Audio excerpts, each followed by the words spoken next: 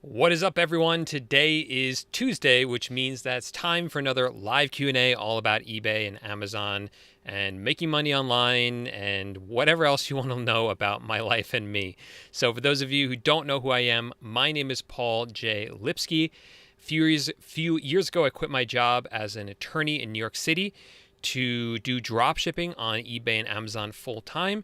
And I now travel around full time in a camper van. I don't even own a house. This is what I live in. This is what I travel around in, exploring the whole country. Currently, I am in Orlando, Florida. So let me know in the live chat where in the world you are chiming in from. Then if you have any questions about what it is that I do, about making money online, whatever it is you want to talk about or ask me about, just ask it in the live chat. It's pretty casual the next hour. No real agenda going on as usual every week. Just a chance for us to sit down, hang out, have a fun time, and answer any questions you have.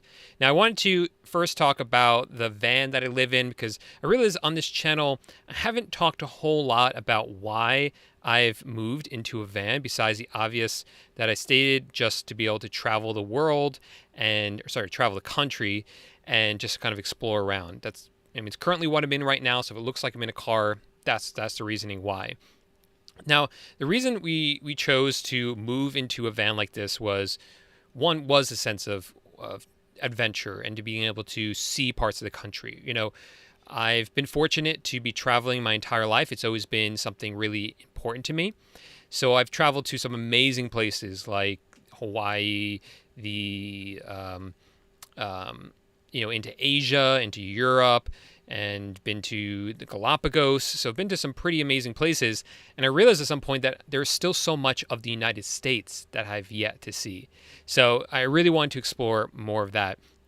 And also, I got to this point where I was doing drop shipping and I was doing that full time and making money online doing that, doing YouTube, selling my course, doing affiliate marketing, all these different ways to make money online.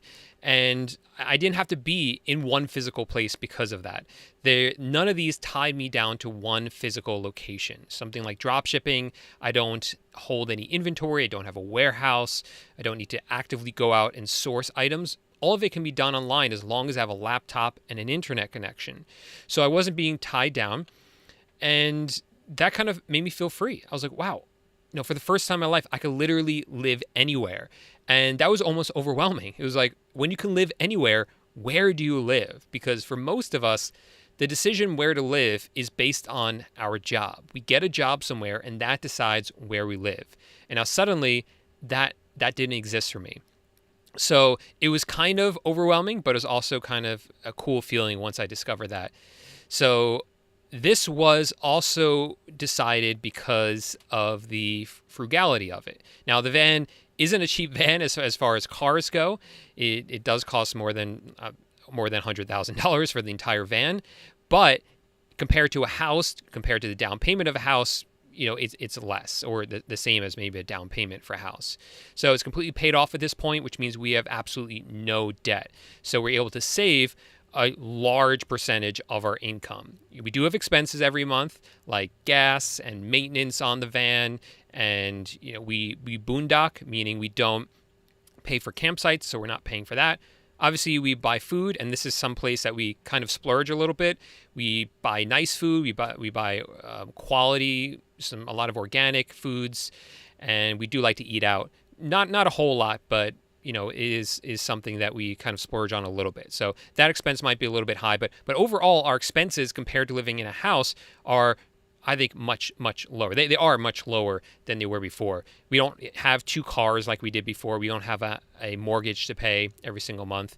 So the expenses are much lower, and our income is still high because our income is entirely online. So we're able to save a lot of money as well, which really fits in with our lifestyle. Because what I've always believed is that there's a difference between being rich and being wealthy. And I really think being wealthy is when you're able to live your life in such a way where you're your income exceeds your expenses to such a level where you're living very comfortably and don't feel like you have the pressure every single week to pay for all your expenses. And because we've burnt the wick from both ends, where we've made more money and we've saved more money and reduced our expenses, it's kind of shortened that wick a lot from both ends. So we've now achieved what I consider to be wealth, even if we're not considered rich by standard means. So that's why we've decided to move into a van. We've been doing it for a whole year now, absolutely loving it. I would recommend it to anyone who's able to make money or build money, a business online. But we've definitely seen people who kind of just say, screw it all. They quit their job, sell everything, move into a van, and just kind of live off their savings and then go back to a job, build up a good savings by being frugal, and then go back on the road. So there's lots of options for people if people are kind of enamored by this lifestyle like I was, and still kind of am, because it is still kind of a shock to me when I wake up and realize like this is the life I'm living. It's pretty cool. So if you guys have any questions about that or my van life, just let me know in the chat. I'll be happy to answer them. All right, let's see who's here in the live chat. Okay. Thanks, Jonathan, for that. How do you figure out your break-even percentage? How do you make it, and what do you include as tax? So break-even is how much to sell your items for on eBay or Amazon. I'm assuming in this case, Jonathan, you're talking about eBay. So how much to sell them for on eBay, where you don't lose any money, but you don't make any money even. You break even. Now, you don't want to do that. You want to actually make a profit on top of that, but it's important to know what the break-even percentage is. So this is a very complicated question because you have to account for how much sales tax is for you. Sometimes you're going to be sales tax exempt. Sometimes you're not. You also have to account for eBay fees and PayPal fees. Now, some of you are using managed payments, which in managed payments, you're not going to have PayPal fees, but your eBay fees will be higher. But if you have a store subscription, your eBay fees will be lower. So it gets complicated. So actually inside my course, what I have is kind of a matrix for my students where they can just plug in what they are. So if you are a new seller and you're not tax exempt and you don't have a store subscription and you are on managed payments, this is your break even. If you are in managed payments, this is your break even. If you are tax exempt and on managed payments, this is your break even, because it's just too complicated otherwise. So I just kind of give that to you. So Jonathan, if you're in my course, that's what I would recommend that you do. Otherwise, find out what your eBay fees are, PayPal fees are, and if you're not sales tax exempt, add that all up, and that's your break even. All right. OC says, hey, Paul, Amazon puts extension codes on the customer's phone number. What do we do when placing orders on Walmart since you can't add extensions? Okay. So when you sell an item on Amazon, Amazon used to give us the customer's phone number. They don't do that anymore.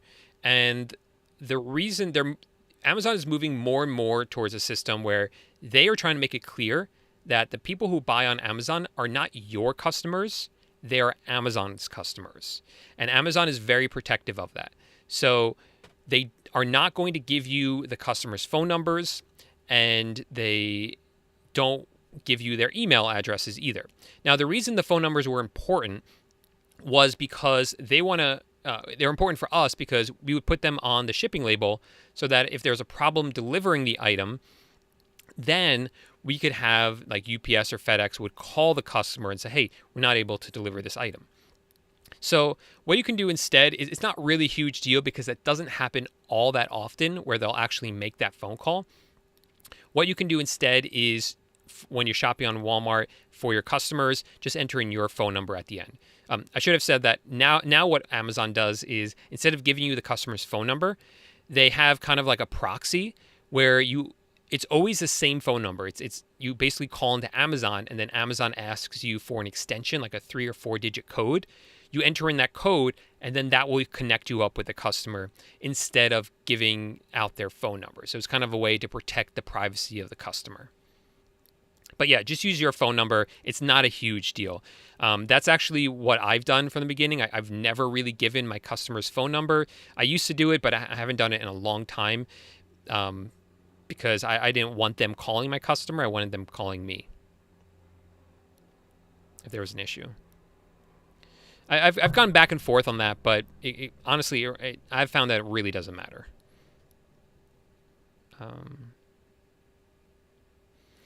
I got tax exempt from Walmart, but when placing orders, they're still charging me tax.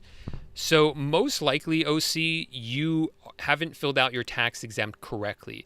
So more likely than not, you are only tax exempt in one state, the state that you're registered in. And you want to be tax exempt in multiple states.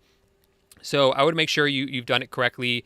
If you're a member of my course, I have a whole section on becoming tax exempt. Just go through that again. Make sure you enter in all the information correctly and send all the proper paperwork, and you're going to be good to go. You'll get tax exempt, not just in that one area.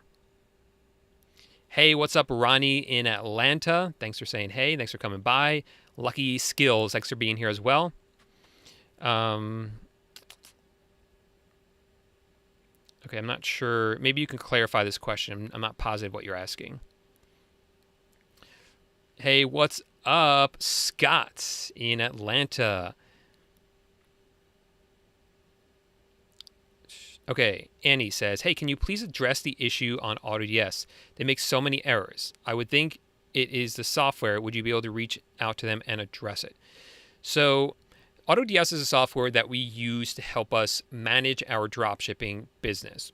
So what we use it for is if we find items on a retail website like walmart.com that we want to dropship onto eBay, we plug that into the software, AutoDS, and it automatically creates the listing on eBay for you. It just takes like a second. So that right in of itself saves you so much time, because that would normally take you like 4 or 5 minutes to do, and it takes less than a minute. Then what it does is it links up the item on Walmart with the item on eBay. So if the price changes on Walmart, it automatically changes on eBay. If the stock level changes on Walmart, it automatically changes on eBay. Now, it's not perfect. It doesn't get it 100% of the time. Now, there is other software out there that does the same thing, or pretty much the same thing. I've tried a lot of the software. I've tried a lot of them. AutoDS is my favorite. It's the one that I've tried, and I think it has a perfect balance between being consistent, working with great suppliers, and having good customer service, and just being easy to use.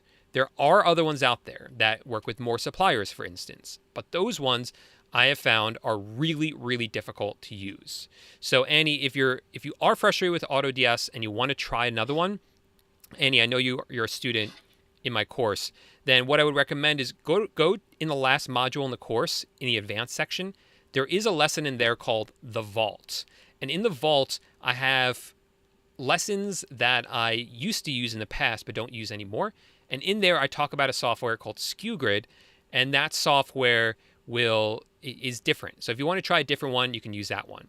Now, SKUGrid works with a lot of different suppliers. I just haven't found it to be as user-friendly as AutoDS. That's one of the reasons I switched to AutoDS. I just found AutoDS was much more streamlined, easier to use. But if you want to try something else, use that. Like I said, none of these are perfect. Okay, I've tried them all. They all have issues. So whenever people ask me, hey, I'm frustrated with this software, that software, I'm thinking about switching, you can go ahead and switch and try if you want to. But I'm telling you, almost every time this has happened or someone's come up to me and said this, they've tried something else and they've ran into different issues with that one. None of them are perfect.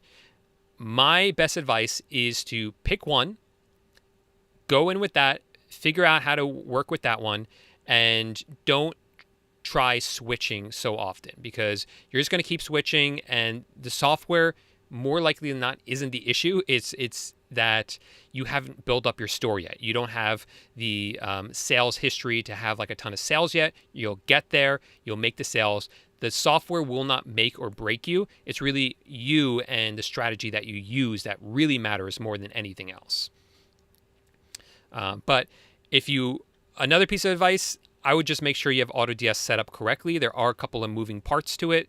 So just make sure you go through the course again, because there are some things you have to make sure are right with it.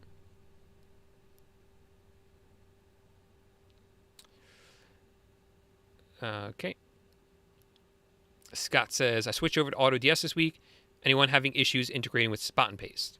So if you're using, I love Spot and Paste. Spot and Paste is a really great Chrome extension that allows you to quickly copy addresses from your supplier like eBay, sorry, from the sale on eBay and paste them into your supplier's website. So we use this for both eBay and Amazon dropshipping. It works really well. But if you're using AutoDS, AutoDS actually comes with a Chrome extension that does the same thing, and it's included for free. So if you're having trouble with the integration, I would just recommend you use that free Chrome extension, because that one definitely works because it's built by AutoDS. Hey, what's up? Thanks for coming back again. Hey, what's up, Julie? Thanks for being here. All right, let me just write down a note to message one of you guys because you had a personal question. Okay.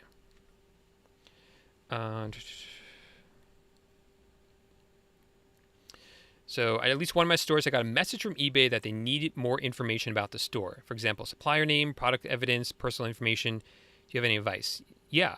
So again, I hate to sound like I'm just trying to sell my course, but I do have a lesson in the course that explains exactly what to say.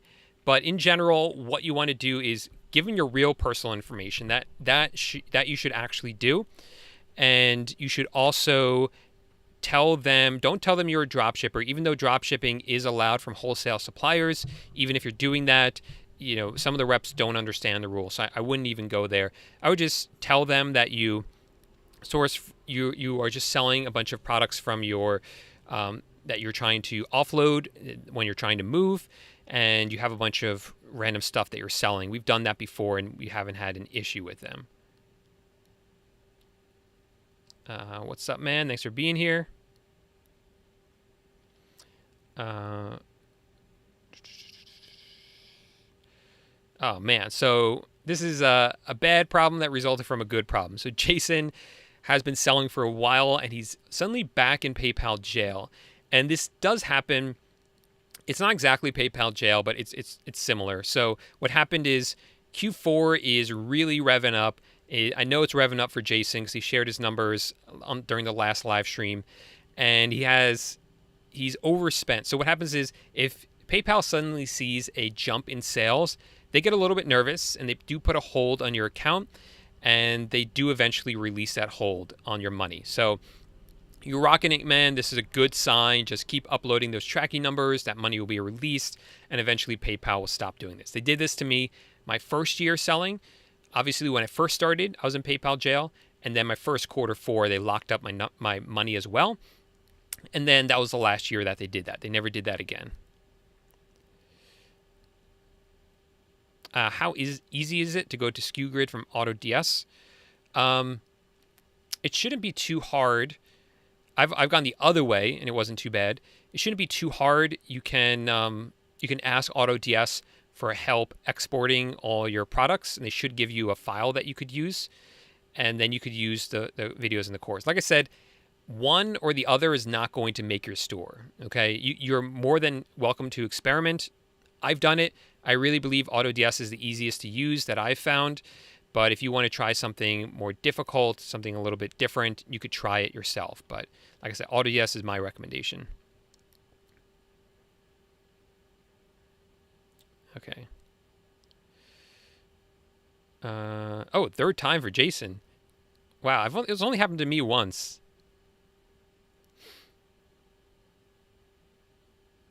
Sweet, congratulations. Hey, what's up, Kevin? Thanks for being back. All right, let's see if there's any questions. Whoa. Scared me for a minute. Thought I was being stalked. Hey, what's up, Sal? Hey, what's up in California? What's up, Sydney, Australia? What's up, Tyler in Binghamton? All right, Scott, moving on to wholesale. So those of you who don't know, I do both retail and wholesale drop shipping. They both have their pros and cons. Wholesale is definitely, in a way, safer to do because eBay allows you to do it. It's definitely not as easy. So it's kind of the trade-off there. But yeah, anyone who joins my course right now, they not only get the retail dropshipping course, which is the OG course, but they also get my brand new wholesale course included for free with that as well. So people like Scott who are interested in trying something new, you get to do it for free. I don't know how much longer I'm going to do that, but it is available for now. Jason is in Fort Myers, Florida. Yeah, it's getting cold. I feel like such a wimp. So I'm originally from New York. Before we moved into the van, I was living in Brooklyn. We would have some cold winters there, lots of snow. And then we moved to Florida for a short period of time before moving into the van. And ever since being in the van, we chased the hot weather, the warm weather. So we've been down here in Florida, enjoying the warm sunshine here. It's been like 80 degrees plus every day. Today it was about 60 degrees, and I had on a sweater and a winter coat. I was shivering, like straight up shivering. I was so cold, and I've definitely gotten soft since I moved out of New York. Hey Paul, do I need a license to either dropship retail or wholesale? Thank you. No, Brian, you don't need a license of any kind. You are allowed to just start selling as an individual. That means you're selling as a sole proprietor. Now, Brian, what you can do and what you should do eventually at some point is form a real business, like an LLC, a limited liability company. Every state you can form one of these in. It's different, the setup process for every state. That makes you legit, although truthfully, you're legit before that. You don't need to set up a business to start selling. But there are some potential tax benefits and potential legal benefits to having something like an LLC. But for now, you don't need one. Wholesale, it is a good idea to do with wholesale because the wholesale suppliers you reach out to, they want to work with real companies. And to them, a real company is someone who operates under a business name like an LLC. So it's a good idea to do that, or at the very least, you can file for a DBA, a doing business as, and then you could operate under a different name. Hey, what's up, man? Again, so sorry about the internet issue. So I have a second YouTube channel. For those of you who don't know, it's Chad and Paul. That's where we talk all about our van life adventures. You can see us on the road, talking about living in a van more. And on that channel, I recently made a video about how we get Wi-Fi in the van. Basically, we have three systems: Verizon cell phone, AT&T hotspot, and a T-Mobile hotspot. And so I told everyone where we buy these from if they want the same ones. And unfortunately, one of my recommendations turned out to be a little bit not so great. Yeah, the company just was basically like a one-man shop, and the one man who ran it, ended up being a little bit rude. And he was not only rude to some of the people I recommended it to, but also rude to us. So I don't know what happened with them. So that's a long way of saying sorry, man, for recommending a service that wasn't that great. Didn't turn out to be that great. Okay. Ooh, snow in Atlanta. That's terrifying. All right. Okie Gal Treasures. Thank you. Really appreciate it. Hey, if you guys are appreciating the video, I would appreciate you if you gave the video a thumbs up at this point. Normally we have sometimes we do some fun things here on the channel. This is just a live chat. I think next week we might be playing some Super Smash Brothers while I answer dropshipping questions. So that's what we'll be doing next week. Do I recommend getting a virtual assistant right off the bat? Generally, no, Emmanuel. So a virtual assistant, I have several of them that help me with my online businesses.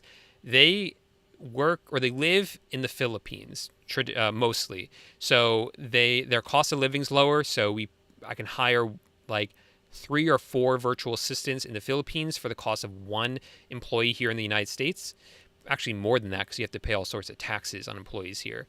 So it's a really good deal for everyone.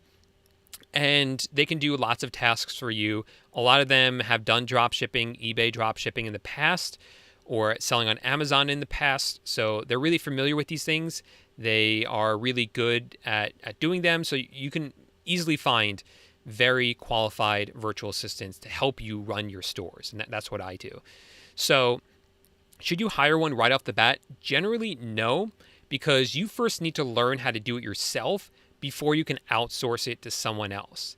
Now, there are some exceptions to that. I have recommended it to some people who are are really busy already. They have a lot of money to spare, and they're willing to kind of operate at a loss for a little while in order to get their business up and running and before it starts making a profit. If you're in that boat, then you could hire a virtual assistant with a lot of experience, like a really good one, pay a little extra for them, have them get your store up and running. Again, you'll probably be operating at a loss at first because you got to pay the extra expense to hire them. And then eventually you obviously be making some good profit with that. What's up, Harun from Germany? All right. What do you think is better, automated retail dropshipping or manual retail dropshipping? All right, a bit of a misnomer here. Manual generally is a misnomer. So automated retail dropshipping is when you use software and the software will list the item for you. It will reprice the item. It will put the item out of stock if it's out of stock on your supplier's website. And a lot of times it will even order the items for you if the order comes in. Now, manual retail dropshipping, the real definition of manual is that you list the item by hand. I mean, you copy everything from the retail website, paste onto eBay. You also do that for the photos, the titles, everything. Also, if the price changes on your supplier's website or the item goes out of stock on your supplier's website, you manually make those changes on eBay. And then if the item sells, you manually fulfill the order. So that's what manual retail dropshipping is. Now, I say it's a bit of a misnomer because when most people say manual, really what they mean is they are using software. They are using software, but it's software that's not connecting directly with eBay so that eBay doesn't know you're using the software. And that's what I do. I just don't call it manual because it's not manual. It's just using a different kind of software. So yeah, we do manual, but we do it using software, the right software. So we have that software that lists the items, it reprices them, it restocks them. It can even automatically fulfill orders, and it can streamline fulfilling orders too. So all that. Hey, Omar in Peru. Thanks for stopping by. Thanks, man. Appreciate it. Have you ever run into a situation where your wholesale supplier has their own eBay store? I've seen wholesale suppliers that have their own eBay store. Generally, I don't try to compete with them because it's going to be really hard. But I have seen some that, yeah, they have an eBay store, but they're not doing it right. They have really bad listings, not well optimized, and then I would go in and sell their products. I know I could do a much better job. Yeah, I'll be talking about this. Don't worry. Yeah, so this is why I don't recommend doing real full manual dropshipping, because then you have to manually reprice and keep up with stock. It's just not practical to do that at all. Thanks, man. Appreciate it. Hey, Bobby. Thanks for being here.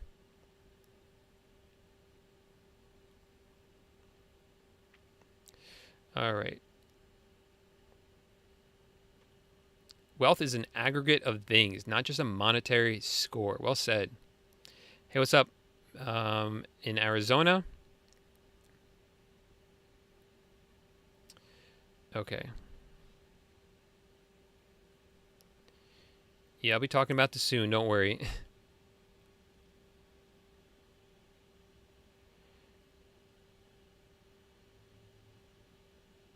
Okay. Do we want to use Okay. Do we want to use wholesale suppliers that no one is using, or find a supplier that we know people on eBay are already having success with? Yes. The answer is both. So generally for beginners, the easier thing to do is the second one. Find suppliers that other people are already using and having success with, and then just use that same supplier, because then you know those items are going to do well. But obviously, there's a huge opportunity if you can find good items from a supplier that no one else is using. In that case, it's going to require a lot of testing on your part. It's extra work for you, but it is well worth it. When you find a supplier that no one else is really using and you can find some good products that they're selling, you're going to have a huge competitive advantage. So yeah, kind of both. But for beginners, it's definitely easier to find suppliers that people are already having success with.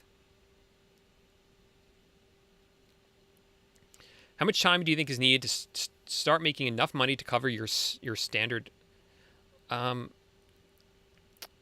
I don't know if you mean like my lifestyle or one's life, like, or just in the United States, like a general. It's hard to answer because it varies so much. Like, it's hard. Like in New York City, the cost of living is so high. In the middle of the country, it's going to be much lower. Something like what I'm doing, you could build out a van really cheap or relatively cheap compared to a house, and live for much less than you would need living in a house. So it really varies a lot.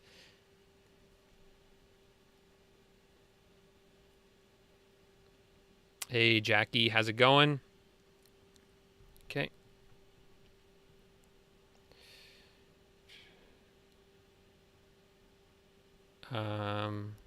Yeah, so I covered this at the beginning of the video, so make sure to check. This is like the first question I answered.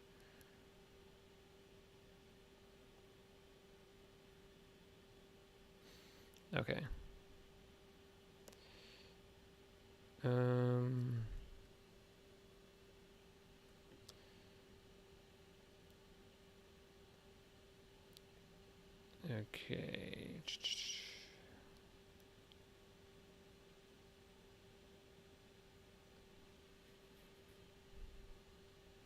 All right, I'm trying to find some questions in here.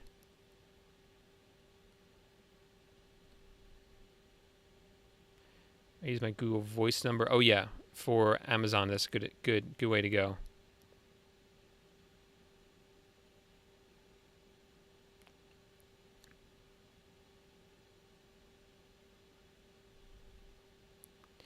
Okay, let me write down another note that I gotta send to. I'll follow up. I know a lot of you guys are really frustrated. This is what I'm gonna do. I know a lot of you guys are really frustrated with AutoDS. I'm gonna talk to them because seeing a lot of you guys who are kind of frustrated with it, I want to make sure that all these concerns are addressed. So I'm gonna be talking to them and figuring out what the issue is with that, because we can't have you guys keep having problems with it when I recommend it to you guys. So I'll definitely be talking to them. I just want you guys to know, like, since I recommended it, like, I'm going to get on top of them and figure out what's going on. I'm going to talk to my own team, too, and see if it's been happening. And I just don't know about it. Yeah, same thing. I don't use the auto finder, to be honest with them. That's not something I use.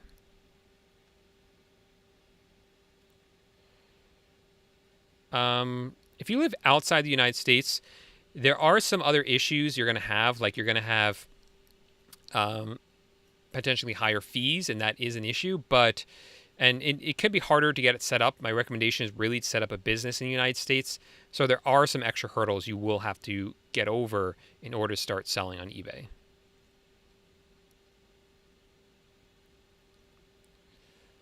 Okay.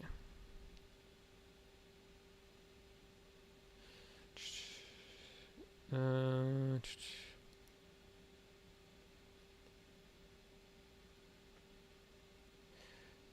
right. Trying to find some questions in here.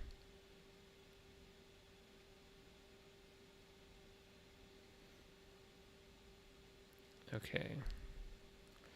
Yeah, like Wally said, SKU Grid, it's an alternative, but it's not that user friendly.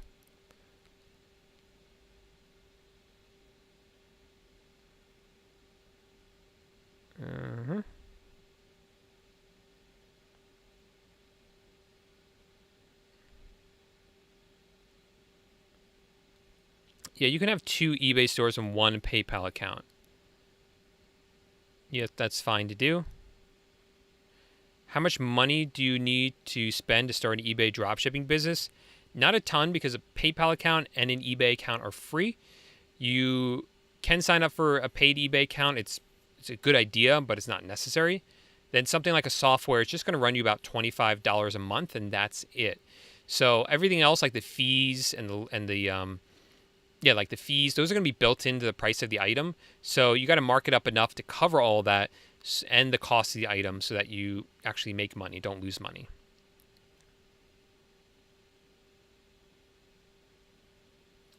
Yeah, because AutoDS is just one section of the course. It's just about how to use the software, and there's still a ton of important information in there.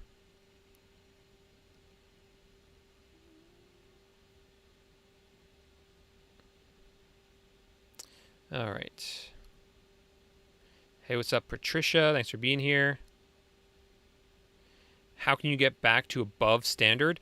It's a challenge. I'm not going to lie. So if you fall below standard, if you don't know, when you sell on eBay, every eBay seller has a rating, a level. So you can either be a top rated, above. What are you? You said you are. Let me make sure I got the question right. Yeah. Okay. You want to get it back to. Yeah. So you fell below standard. So you can either be top rated status, above standard, or below standard. Those are like the three sections. Top rated status really doesn't matter for dropshippers, so you can just forget about that. At the very least, the minimum, you have to be above standard. You never want to fall below standard, so stay above standard.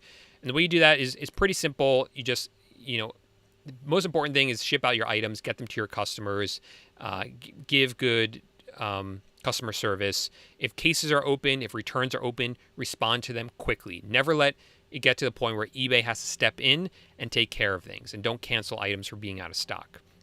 Now, if you fall below standard, it can be a challenge to get back above standard. First thing you want to do is call eBay and dispute every single case, because if you get those cases knocked out, that's the fastest way to get back above standard. And if you can't do that, or they refuse to, then you have to just make more sales so that the number of cases that exist in comparison to the total number of sales becomes so low that you raise back up to above standard. So that's the only way to really do it. All right. Do you think dropshipping will be faster than before? I'm not sure what you mean by faster. All right. Yeah, it's because you made too many sales too quickly. It's kind of a good thing, but that's the way it is. All right, I sold an item and is sold out, but I can buy it from another seller at the Walmart price. Should I buy it? Oh, yeah. So you're gonna buy it from another eBay seller. As a last resort, you can do it, but it's a bad idea because the eBay seller is going to give you a tracking number. Tracking numbers on eBay can only be used once, anywhere on eBay. So if a seller on eBay sends you a tracking number, you will not be able to upload that tracking number into your order that you are fulfilling. It's not going to let you do that. So that's why it's not a smart idea to dropship from eBay to eBay. Bobby's in Minnesota.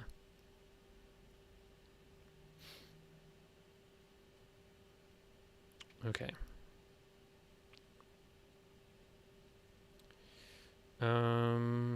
Hey, man. Thanks for being here, Ricardo. Appreciate it. Let me know if you have any questions about dropshipping. All right, answered that one. How's it been for you, Okie Gal Treasures wants to know, how's it been for you with COVID? Any issues coming across living in a van? Yeah, we have had some challenges for sure.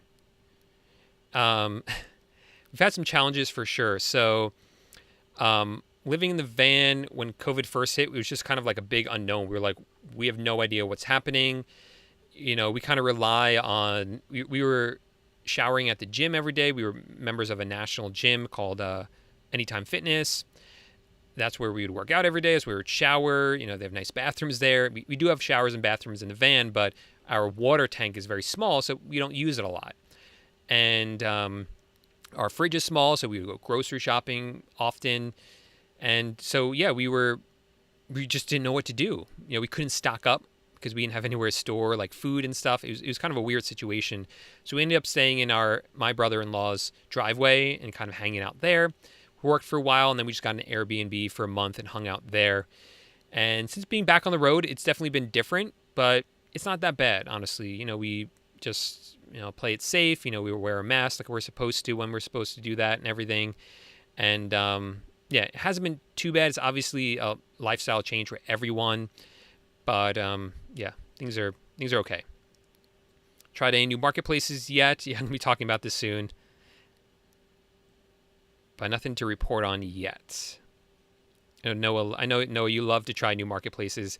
I just kind of get like, I know it works And I'm kind of like of the attitude that like if something works, like for me, eBay and Amazon, like I just want to keep going with them and try to see like how far I can take them, what new things I can do there. Because I always believe like the more you pivot, is kind of like a distraction, right? You try new things and yeah, they might work, but at what cost? If I put a lot of time into learning how to use Bonanza, for instance, well, that's less time I'm spending on eBay, which I know works, or Amazon, which I know works. So it's kind of a trade-off. You know, yes, I put in systems where I use software and virtual assistants to run those things, but I always need to be evolving. I always need to be changing, even on the established marketplaces like eBay and Amazon. So it is a challenge kind of to balance all of that. And I love to try new things. So that's kind of been like a struggle. And I think at this point, I just gotta do something else. I gotta try something new because I think it's what keeps me like going. It keeps me excited, right? Yes, I know things work and I should keep doing them because they work. But if I'm getting bored with it, which I'm not saying I am, but I'm kind of maybe getting bored with it, then it definitely is worth trying something new because it kind of adds that excitement back in. I will admit that earlier this year in January, which seems like when I think about it, these memories, like it seemed very recent, but if it's like it's a year ago now, it's like the beginning of the year, which is kind of crazy. We did try Shopify for a very short period of time, or rather, we like started to look into Shopify. I'd done it in the past without huge success. I thought about doing it again, and then for the exact same reasons, I just stopped. I said, you know what? I know we can do this. I'm looking at this. I know this can work, but I just want to shut it down now because we're already getting distracted from eBay and Amazon, which we know works. Let's just concentrate on that.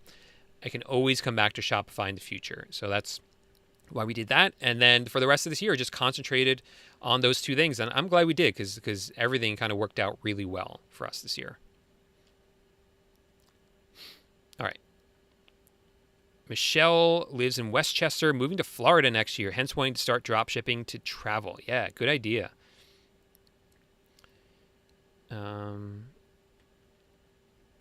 Thanks, Annie. Appreciate it.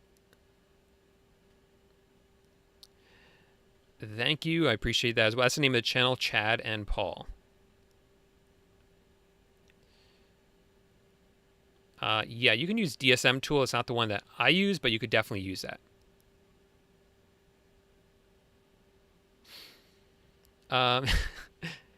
Yeah, so like I said, I'll talk to AutoDS about what's been happening. I don't know if their servers are overloaded or what it is, but I will find out an answer for you guys.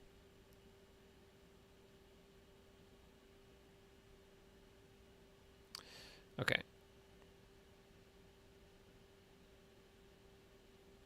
No worries.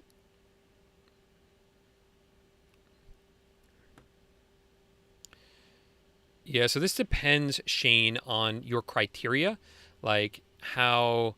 It's getting a little dark in here, right? Let's make this a little bit lighter. Shoot. Oops, wrong way. There we go. Add a little light back in here. All right. So how many items should I expect my VA to list per day? That really depends, Shane, on what your criteria is for items that you want listed. So if you have really strict criteria, it might be like just a couple an hour. I try to get them to, list. My criteria is pretty strict because I want them to find items using the software Zeek Analytics that have sold multiple times in the past month, that have a good profit margin and good sale price that's a higher priced. And so, I expect them to list about 5 items an hour. Wholesale, it could be less, because it's kind of harder to find those ones. But yeah. It's hard to give an answer for that because it really varies based on your criteria and your supplier and the experience of your virtual assistant. Okay.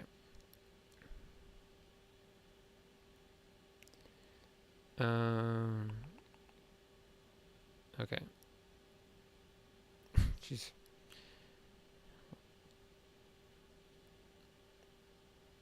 Okay. How do you go? Okay, I don't know what that means. I answered that one. Yes. So if you're a member of Dropshipping Titans, then all you have to do is go to lesson 1.3 in the course, and they'll have a link right at the top that says click here, and you click on that, and that will bring you to Wholesale Titans. So just do that, and you will get Wholesale Titans for free if you're currently a member of Dropshipping Titans.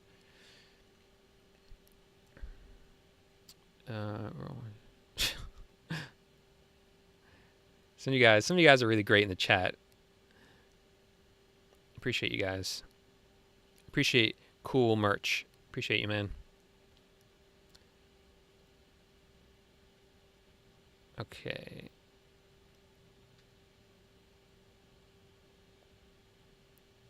All right. Answer that. Answer that. You guys don't have to ask your question like a million times. You only have to ask it once. I'm really behind on the chat, so that's the reason why it takes so long for me to answer you sometimes. Okay.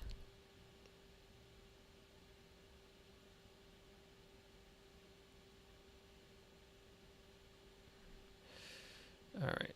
Don't know what you mean by this. I don't use the auto finder on AutoDS. Sweet, man. Yeah, van life is a lot of fun. No, I don't use inventory source. It's just too expensive. Like it's a ridiculous inventory source, I think, because it's like $100 for one supplier. Like it's nuts. So I $100 a month for one supplier. So I don't use it. And you know, and some of the suppliers that I use aren't even on inventory source. So yeah, it's a great place to go to find items or find suppliers. Although, you know, then everyone knows about them, but there are good suppliers on inventory source. But again, it's just so expensive to set up the integration. And I just find the wholesale suppliers, the price and stock levels don't change as often as retail. So we're able to stay on top of it more easily. And it has been a lot less of an issue than it is with retail suppliers. Also, SKU Grid, they do work with some wholesale suppliers. So we use SKU Grid for some wholesale suppliers. Otherwise, we just do it manually. Yeah.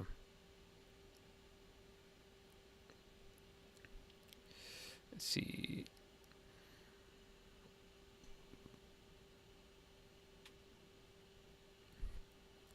Okay. All right, answer those. You guys don't have to ask the same question a million times. No problem, man. You can, so just be careful with it.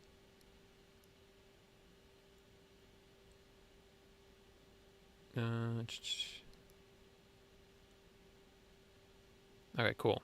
Yeah, no worries. I'll try to find some more information about what's happening.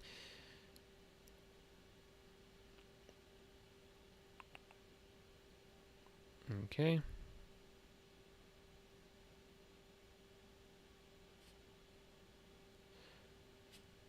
All right, let's answer that one.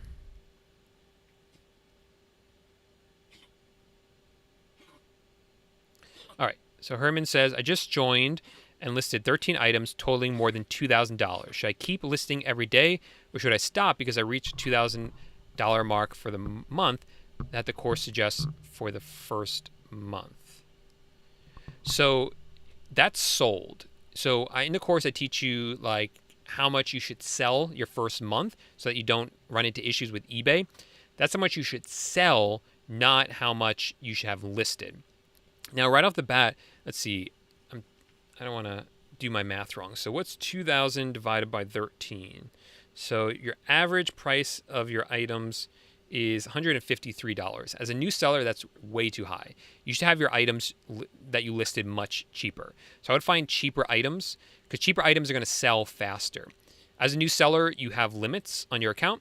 So you can only list a certain number of items. You might as well list items that have a higher chance of selling quickly because once you start making sales, eBay will raise your limits up. It's just a game of math here. So find cheaper items. That would be my suggestion to you.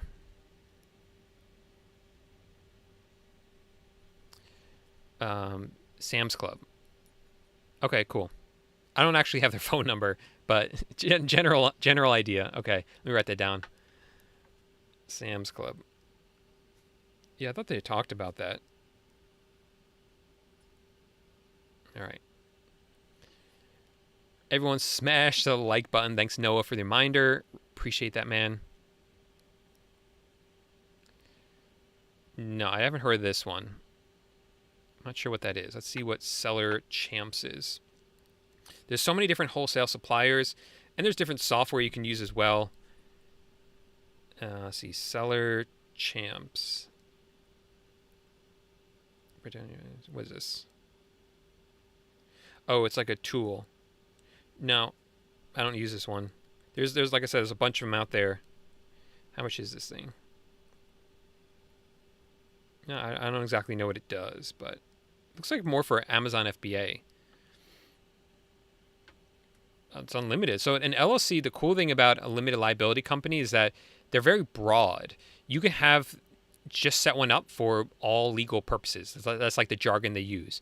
This business exists for all legal purposes. And you could literally have like a million stores running under that. You could have one LLC that does like a million different things. That's allowed to happen. It's not always advisable. You might want to spread out your risk by opening multiple LLCs. But in practice, in theory, maybe I should say, you could do that. Thanks, cool merch. No. Once you're on managed payments, you cannot switch back. And it's not even a choice. eBay says, hey, you need to join managed payments. You need to do it. And you have to do it.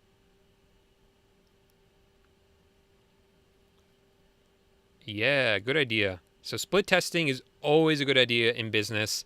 And I like what Jason does. He has a second eBay store that's an experimental store. Put products in there, test it. Yeah.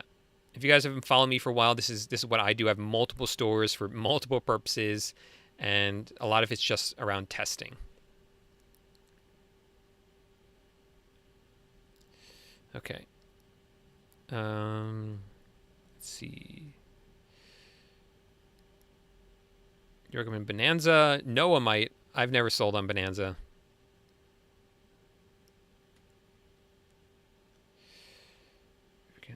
Yeah, answer that one. Yeah, manual. This can be a problem, especially with retail.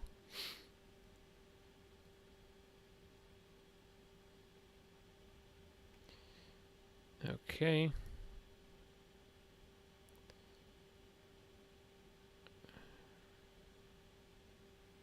All right. Finding Her Freedom says, accidentally sent a customer the wrong item from Walmart. That happens. So don't beat yourself up about it. She started a return on eBay. I sent her the shipping label. She emailed me, asked me to print it and mail it to her. She doesn't have a printer. I've had people ask me this before. What should I do? I mean, I've had customers on eBay ask me this, and I generally try to be really patient with customers and really understanding, and try to kind of always go above and beyond with customer service. But this is like, there's some things that you just hit. There's a line that you just can't go past that. I mean, you can't mail them a label. It's their responsibility. They have to go to the library or something and print it out. They could go to a FedEx store or like what are those called? Like a Staples and print it out there. You know, it's not, yes, she got the wrong item, but you can't print out and mail her a label. It would take so long to get there, and the return has to happen. So she has to go out and print it herself. And, you know, there's nice ways to say that, of course. You can get frustrated with customers, just don't let them know you're frustrated, right? So I would just say, you know, we're not able to do that because eBay has a timeline of when this return has to happen by. If I print out the label and ship it to you, you won't get it in time. And then, you know, that could be bad for my account. You might not get a refund. So the best advice is for you to go to like a Staples, print it out, and then return it yourself. I don't think it hurts to drop. So you have to do a little bit more planning because it does take longer for us to get our money. But we've always used credit cards to fulfill our orders. So our orders just go on the credit cards. And then when we get the money from managed payments, we just use that to pay off the cards. So not really a big deal. Okay. All right.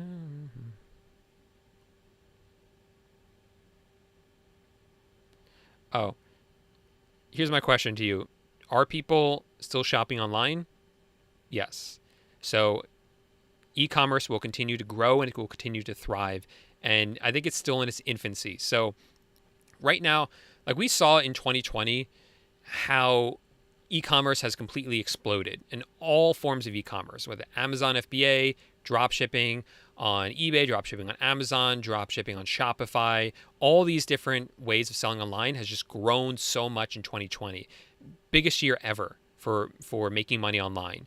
And yet, e-commerce sales are still only a small fraction of the total retail sales in the United States. Most items are still bought offline in a physical store as compared to online, which is completely crazy when you think about it. Because we know one day probably in the next few years, internet sales are going to overtake in-person sales.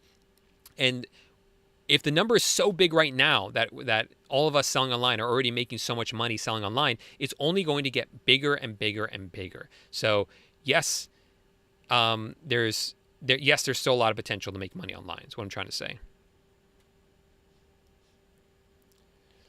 Paul, what do you recommend a beginner start with and how to avoid hurdles? Start on eBay. It's the simplest one to start selling on.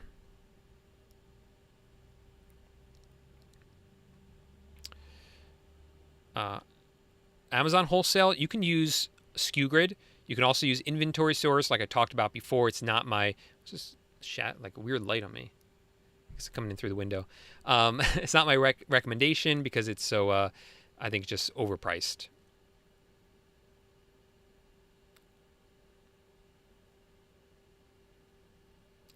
Yeah, you'll get faster at product research. I would watch those videos again because product research is the most difficult skill to learn, but you'll see you will get it down, and it's the hardest thing, but it's well worth it. You'll get it.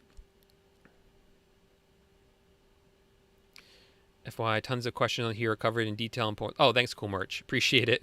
Appreciate the plug for my course there. But yeah, you still get the 2 courses for just the low price of $297. That's cool. You should be like on the QVC. Just buy. Not only do you get 1 squeegee, you get 2, and as a gift, I'll throw in 4 squeegees for the 1 low price. What do they call those guys? They used to have a name for those guys. Saw a documentary on it once. It was really interesting because like all those people used to sell in like QVC, like they'd be shouting at you, like the pitch guys or whatever they're called, like shouting at you, like you get 1. Not only do you get 1 squeegee, you get 5 of them included for free, and it's half price, it's quarter price. Like those guys that used to sell on like boardwalks in like Coney Island, and then they moved to TV and then radio. So it's kind of interesting, the whole short documentary. It's somewhere on YouTube. All right. Enjoy your dinner. I watch a ton of Paul's free videos before buying all his courses. His courses cover a lot more than he does on YouTube. Yeah, thanks, man. Yeah, so a lot of people ask me this, like, why would I buy your course if everything's on YouTube? And the truth is, I try to be really honest and transparent on YouTube, but I don't give everything on YouTube. A lot of it's in my course, and I think that's fair to my students who pay for the course. Also, a lot of stuff on YouTube is now outdated, like stuff from a year ago, and I always update the stuff in the course. And it's also sequential. So on YouTube, everything's spread out, sporadic. On YouTube, in the course, it's just very linear. This step 1, 2, 3, 4, 5. So that's kind of the difference between course and YouTube. Appreciate it, man. Appreciate it, Sal. That's what I try to do. Yeah, no, you can do it. Even if it wasn't allowed, as long as you make money with it, right?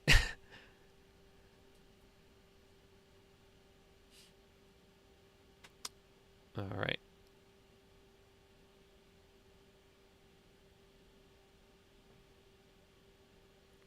All right, we are at the hour, so I'm sorry if we didn't get to cover your question. We just had too many of them here. But hey, join us for the next live Q&A. We do them every Tuesday at 4 p.m. Eastern Time. Try to have a little fun here. So next week we'll be playing Super Smash Brothers while I answer your questions. For every few thumbs up, I will play a level, and you guys get to see how bad I am at. I'll let you guys choose who I play as well. whenever you play. So thanks so much for checking out the video. Thanks for the great questions. If you guys have any more, join me next Tuesday for the next live Q&A. And I'll see you guys there. Bye for now.